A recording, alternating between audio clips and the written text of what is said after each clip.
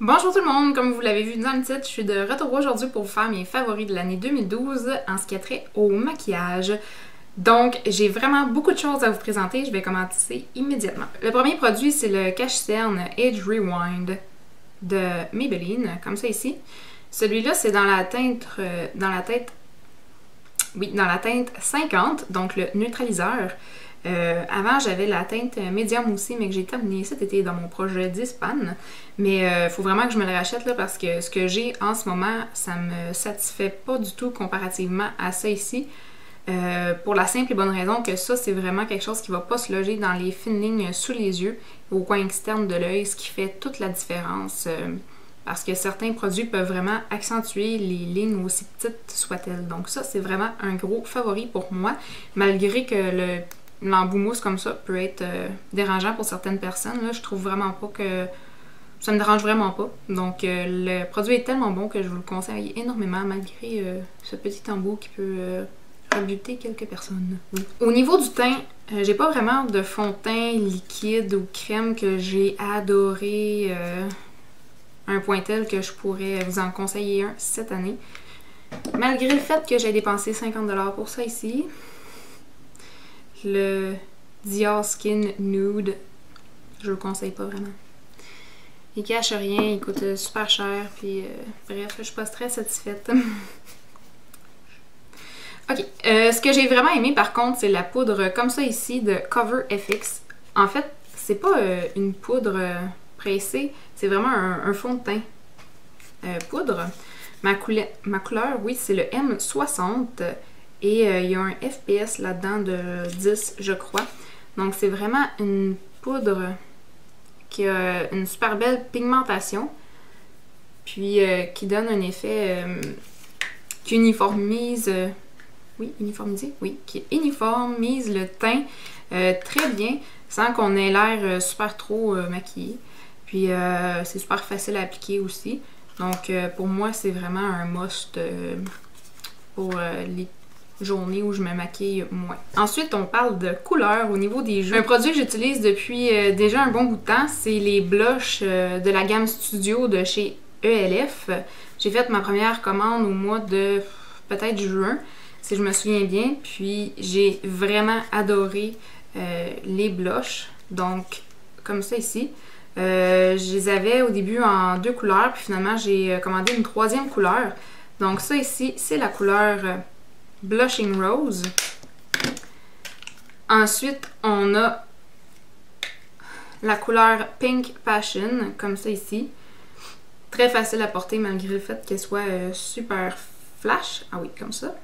Et finalement, la dernière couleur qui est super belle pour l'été, c'est Candid Coral. Donc des super bons produits à 3$ pièce, ça vaut vraiment la peine. Un autre blush que j'ai super gros aimé, que j'ai découvert lors de ma dernière commande. Donc je crois que je les ai reçus décembre, mais je l'ai tellement utilisé, là, donc je me permets de l'ajouter dans mes favoris de l'année. C'est ça ici, donc c'est les Baked Blush de chez ELF. Donc je crois 3$ aussi. Puis ça, c'est la couleur Rich Rose. Donc je crois que c'est la couleur la plus foncée. Puis pour moi, c'est super intéressant parce que... j'ai vu une youtubeuse qui disait des journées qu'elle veut moins se maquiller, elle met ce blush-là sur sa joue ici, puis avec le genre de duochrome qu'il y a dans le blush, ça va vraiment donner un effet contour en même temps. Donc c'est super intéressant, puis il y a une super bonne tenue aussi comme les blushs de la gamme Studio. Un autre produit au niveau du teint que j'ai vraiment apprécié depuis que je l'ai reçu dans un kit de Noël, c'est ça ici, donc c'est le Too Faced Chocolate Soleil Bronzer, donc un bronzer mat qui est brun comme ça ici. Durant l'année, j'ai beaucoup utilisé le bronzer Sunny de chez NYC, mais la raison pour laquelle je ne l'inclus pas dans mes favoris, malgré que je l'ai beaucoup utilisé, c'est que pour ma teinte de peau, c'est pas assez foncé. Donc durant l'été, quand je suis vraiment bronzée, c'est plus une poudre matifiante pour moi qu'un bronzer, là. Donc voilà, donc ça ici, super bon bronzer qui sent juste trop bon, qui sent vraiment le chocolat. Et pour moi, pour ma carnation, c'est quelque chose de vraiment mieux, là, ça paraît plus quand je le mets. Produit pour les sourcils maintenant, on retourne encore chez ELF, donc la gamme Studio à 3$. Donc c'est le kit pour sourcils. Oui, c'est ça. Le kit pour sourcils. Donc moi, ma couleur, c'est la couleur médium. Donc on a une genre de cire ici et une poudre plus claire. Donc le pinceau qui vient avec est à 2 embouts.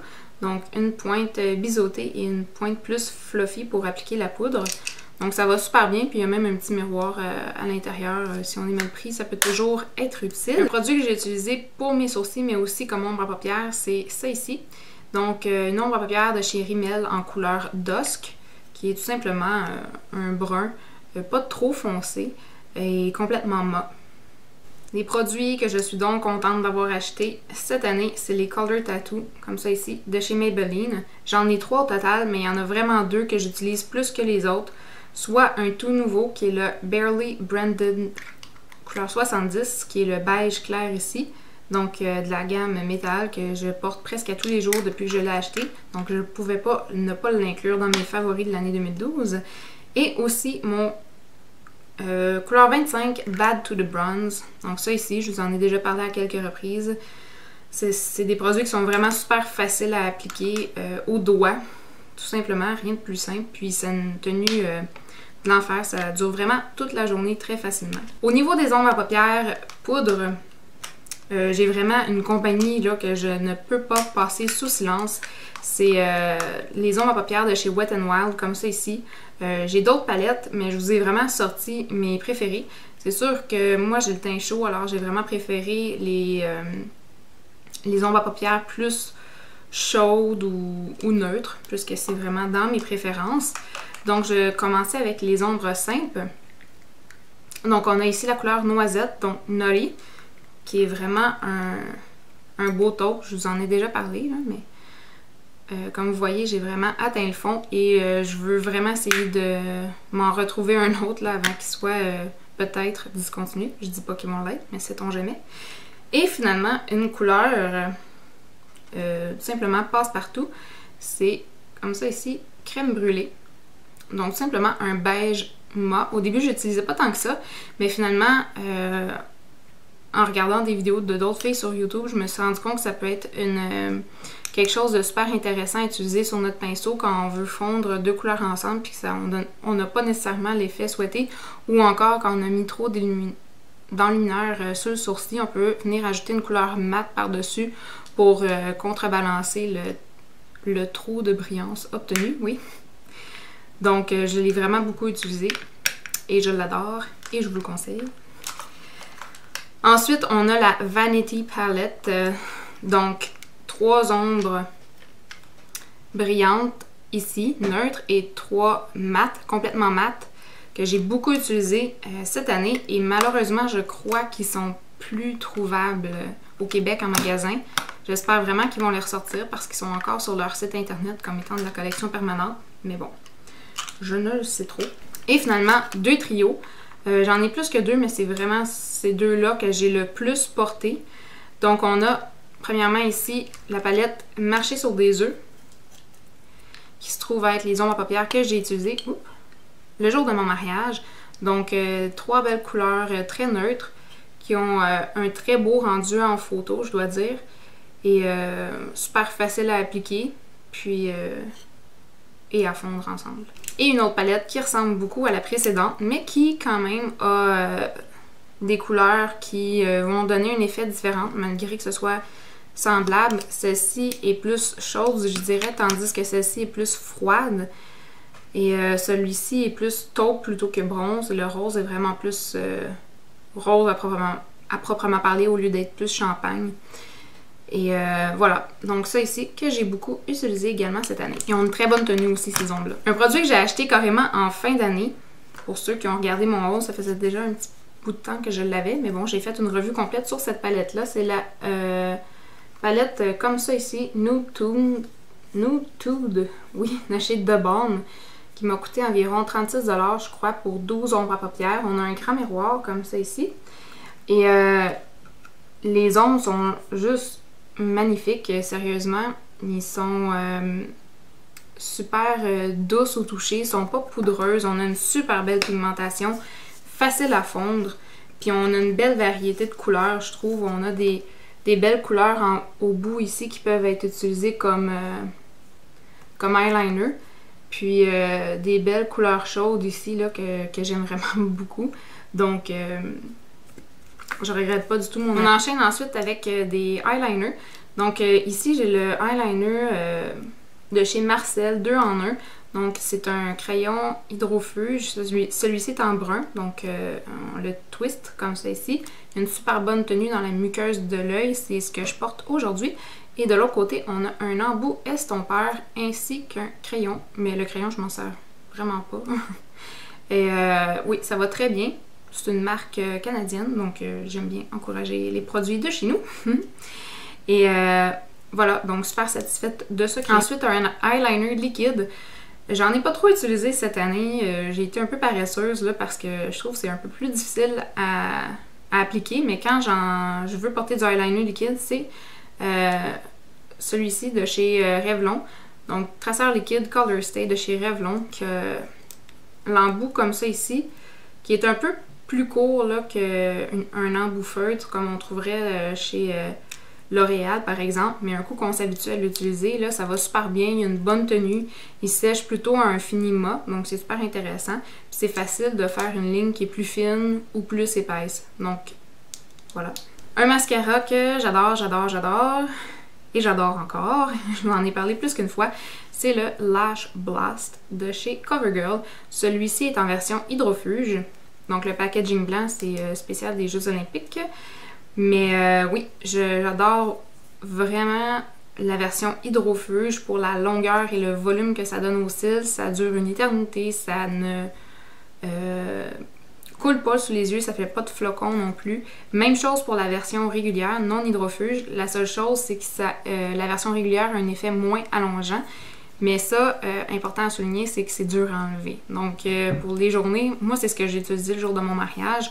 Puis ça tient numéro 1, pas de problème, un super bel effet, sort bien en photo, etc., etc. Donc je vous conseille les deux formules. Ensuite on enchaîne avec les gloss. Donc j'ai deux favoris cette année. J'ai les petits gloss comme ça ici de chez Revlon. Donc j'en ai en deux couleurs. Celui-ci c'est le Peach Petal, donc couleur 150, un petit nude qui peut être mis selon moi par-dessus pas mal n'importe quelle couleur qu'on porte. Puis j'en ai un autre rose clair aussi. C'est un autre gloss que j'aime beaucoup pour sa tenue. Celui-ci je l'ai découvert lors de ma dernière commande au mois de novembre. Lui aussi c'est un late fin d'année, mais je l'aime beaucoup. C'est les gloss Hyper Shine de chez ELF.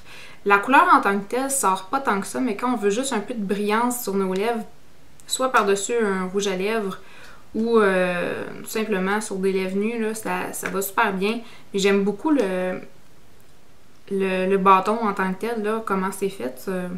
C'est génial, puis c'est juste 1$ par gloss, donc c'est dur à battre. Puis personnellement, j'aime ça, un gloss comme ça, le laisser dans ma sacoche, parce que bon, si je le perds ou s'il chauffe un peu, je l'oublie dans la voiture ou quoi que ce soit, ça me dérange pas trop. Donc, super intéressant. 3 autres produits pour les lèvres, donc 2 Lip Butter, donc c'est les deux seuls que je possède, encore de chez Revlon. Sugar Plum, donc ça ici. Et l'autre c'est un nude, donc le crème brûlée que beaucoup de monde ont finalement acheté. Donc celui-ci, si on l'applique assez généreusement, là, la couleur peut rester quand même assez longtemps. Ça fait un effet un peu comme taché là, quand la couleur en tant que telle s'en va. Donc c'est quand même, je trouve, intéressant. Ça part de manière assez uniforme. Bon, bref. Dernier produit pour les lèvres, c'est un rouge à lèvres de la gamme Super Lustrous de chez Revlon. J'aimerais vraiment essayer d'autres couleurs, mais celle-ci c'est un beau genre de nude corail, un peu brillant, qui est la couleur 683, donc un fini crème, mais la couleur s'appelle De Mûr. Et sur mes lèvres, en fait, là, ça donne vraiment un fini, une couleur super naturelle, donc un peu comme un nude un peu brillant. C'est un peu comme l'effet d'un gloss, mais vu que normalement, j'ai moins tendance à mettre des gloss que des rouges à lèvres, j'aime beaucoup ce produit-là. Ensuite, on va terminer rapidement avec les outils. Donc, le premier dont je vais vous parler, c'est tout simplement une aiguisoire. Donc, une aiguisoire à 2 trous comme ça. Donc, le petit trou et le grand trou. J'aime beaucoup cette aiguisoire-là de chez ELF pour 1$ parce que elle a un couvercle en dessous et par-dessus, donc ça évite les dégâts dans le sac à maquillage. On a le petit truc ici là, pour venir enlever les petites mines qui se seraient prises dans l'aiguisoire. Et 1$. Elle va super bien. Quoi dire de plus? Le dernier produit, et non le moindre, je vous en ai déjà parlé à quelques reprises et j'ai fait une revue complète sur ce produit-là. C'est mes pinceaux de chez Sedona Lace. Donc j'avais pris le kit complet qui venait dans une pochette comme ça ici, qui est très pratique, soit dit en passant, pour voyager parce que c'est plat. Donc ça se met facilement dans une valise sans prendre trop de place. Donc ça c'est juste un petit exemple des pinceaux que j'utilise le plus. Donc 3 pinceaux comme ça ici pour les yeux, un pinceau pour le blush, le contour, highlight ou ce qu'on veut, et finalement le flat top kabuki pour appliquer le fond de teint. Donc j'apprécie beaucoup ces pinceaux là. Le seul petit défaut que je pourrais dire, c'est qu'ils perdent un petit peu leur poil, mais c'est vraiment pas si pire que ça. Puis ils sont encore moins chers que les pinceaux de chez Sigma. Donc, pourquoi s'en passer? Voilà, c'est ce qui fait le tour de mes favoris maquillage pour l'année 2012. Si vous avez des questions, des commentaires, n'hésitez pas à les poser dans la boîte en bas. Ça va me faire plaisir de vous lire et de vous répondre comme d'habitude. Si vous n'êtes pas encore abonné à ma chaîne, je vous invite à le faire. Donc, à vous abonner en cliquant en haut. Et sur ce, je vous souhaite de passer une excellente fin de journée et je vous dis à très bientôt dans une prochaine vidéo. Bye tout le monde!